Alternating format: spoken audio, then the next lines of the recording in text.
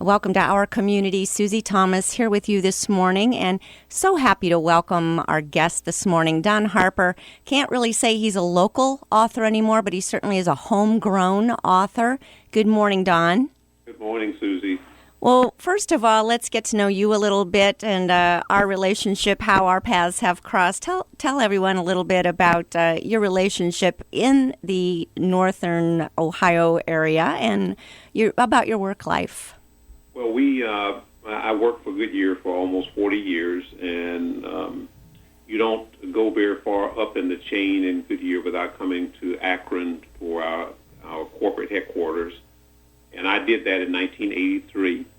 And Jerry and I looked around for homes and found a home that we could afford in North Canton. And so we brought our, Kevin was in the 9th grade when we came, and Keisha was just starting the 1st grade. Oh, wow. So at that point then, later on, a few years down the road, you served in a number of nonprofit organizations, but among them, Malone University on their board. Talk about those days. Yes. Someone put my name in to be a candidate for the board, met with Dr. Johnson, and, of course, anytime you meet with Dr. Johnson, I actually went to that meeting with my mind made up that I was too busy and wasn't going to do it. And the magnetism of that brilliant man of God, Dr. Ron Johnson, I left that meeting and said, sign me up. Yeah.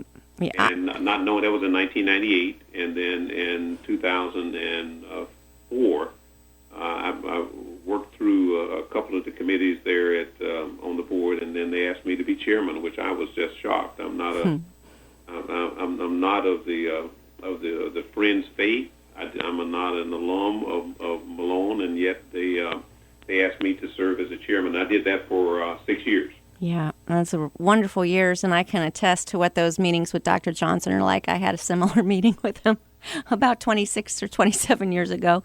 Don, you have written recently a book that I think will speak to the heart of many people in our audience. Tell us a little bit about that. Well, I was one of those guys that I found myself, well, first of all, I didn't like farming. I thought it was dirty, demeaning.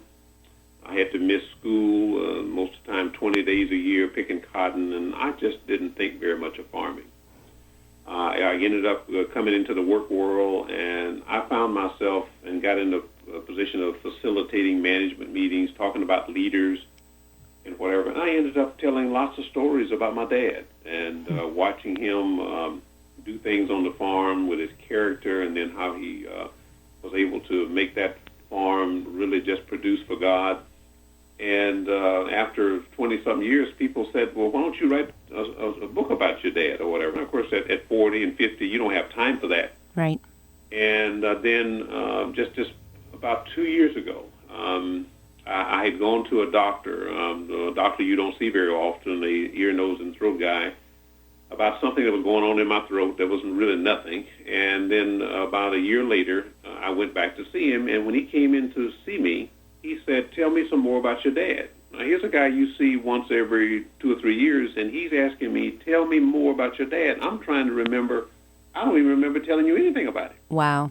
And when he told me what I had told him a year before, he said, and I told him another story about my dad, I said, you have convinced me today that I need to write this, because a man that doesn't see me but once every 2 years remembers something I told him about my dad. So that day, I made a commitment to God that I was going to find a way to write this book. And the Baptist Courier, which is an arm of the South Carolina Baptist Convention, which we were part of, provided a way that they could find me a ghostwriter who is also listed on the book, Abigail Belcher Ogden. Found me a ghostwriter. I supplied her tons of stuff, as you know, and a year and a half later, this book was produced. And the title speaks to fathers. Tell us the title and where that came from. Well, one of the major scriptures that I've used all my life is Psalm 1. When you look at that psalm, it said, "Blessed is the man," and it talks about the character of this man, and that verses 1 through 3. And I say it in the book that when I read that scripture, my father's face comes to mind. And so it's really the title of it just because of that, because it's blessed is the man. And as you read about that when you look at the cover, it shows a man that's got something under his arm, and really we tried to portray that as kind of the drawings for the 80 acres of land that he wanted to buy. Behind him, you can see the mules and the wagon that he probably drove up there, and didn't have a car in 1942. And he's standing outside a bank in the very segregated South and trying to figure out, how am I going to go in here? He has a third-grade education. He has no daily job. He has no job that he actually works on 40 hours a week. So when he goes into the bank, he has no collateral. He has no really basis for asking a banker to loan him enough money to buy this 80 acres of prime farmland. Wow.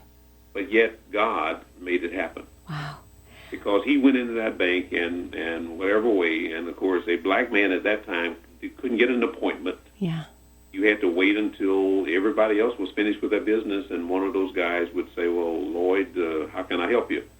And God put him in front of another Psalm 1 man who was named Jeff Blackburn, and they made something happen in 1942 that Susie, we cannot explain today. I cannot tell you how my dad made a monthly payment because he didn't have a job. Wow.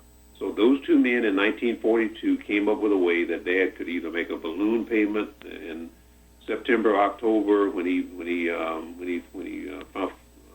finished the cotton crop, because that was his money crop. Mm-hmm. So I don't know how those guys did it, but that banking institution came up with a way that Dad paid off that loan. It wasn't by welfare. Nobody gave him anything. Right. Paid for that farm.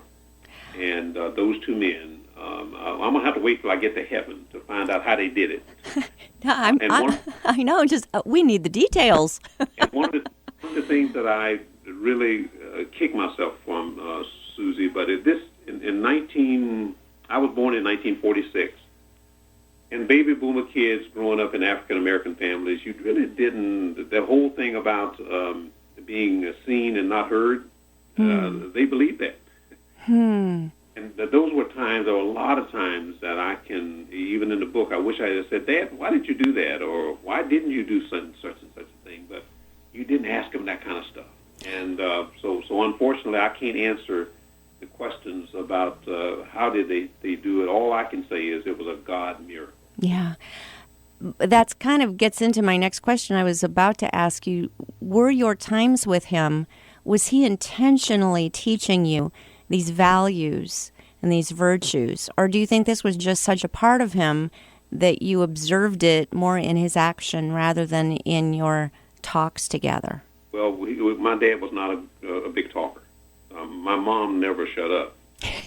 But my dad was not a big talker, so you had to do it from observation. And it just poured out of him. As I said, I couldn't see all of these things, a lot of it, when I was. But as I grew up and went through the Army and learned values and looked back and said, I mean, this guy was brilliant. I mean, he could take a piece of land that most people only got a bale of cotton out of, and some way through God's prayer and Dad loving on that land, Dad got a bale and a half of cotton out of an acre. Nobody else around there was doing that. Now, I got to tell you, I didn't like the bale and a half because I had to pick it. That meant more for you, right? But my dad could get more. I mean, when he grew okra, the plants grew higher than anybody's. Or when he would do turnip greens. I mean, God, the scripture that says that Psalm 1 scripture says that everything that he does will prosper. Yeah. And Susie, everything he did prospered. Well, and also in his children. Look how his children raised up and became so successful. Yeah. Unfortunately, we're getting ready to bury one of those young men that was in that book, J.D. He passed away a few days ago. I'm so sorry. We're going to bury him this coming Saturday. But that's part of life. I mean, it's just part of life. And so it's just 5 of us left now. I think I said in the book there's 6 of us left, but now it's just 5 of us. Well, we want to get into this man, this father of yours that left such an impression and has continued to touch lives, including a doctor that you only see once every couple of years, that his story has touched that life and now countless others through the book, Blessed is the Man. how old did he live to be, Don? He was born in 1903, and he died in 1964. Only lived 61 years. But was only able to vote in one presidential election. Oh, my.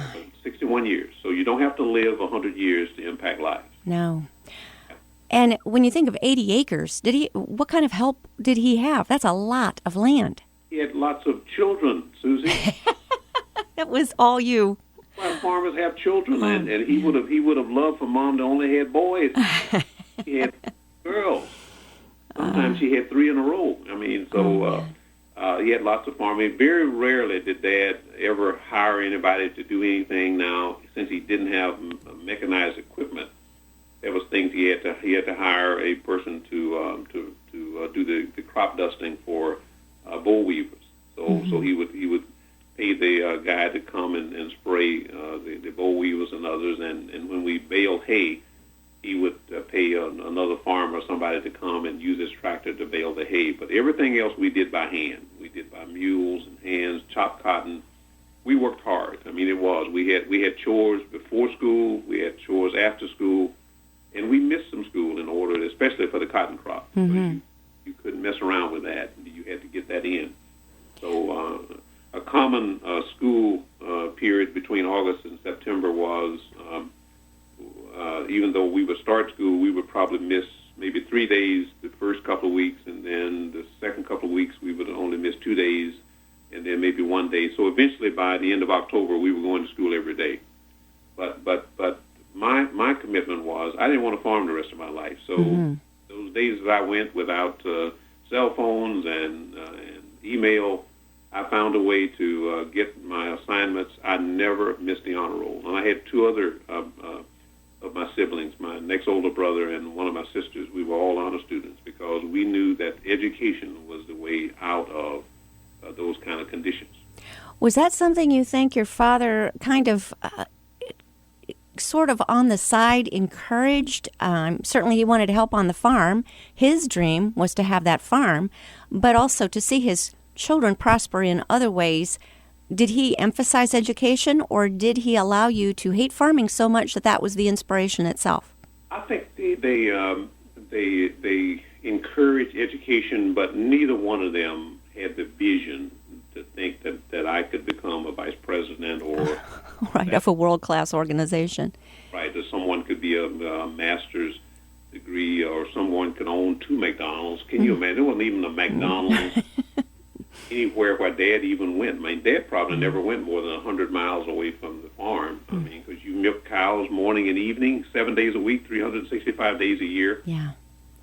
So to answer your question, they encouraged education. They were proud of our achievements, but they probably never saw what that could potentially mean. I mean, because they didn't get a television until probably 1958. So you couldn't even see all these commercials about what people were doing. I mean, as far as you were concerned, everybody was farming.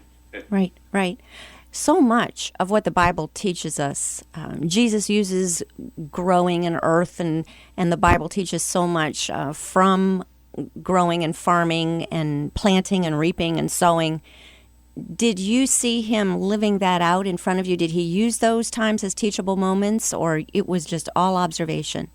I told you, this man never talked much. Yes.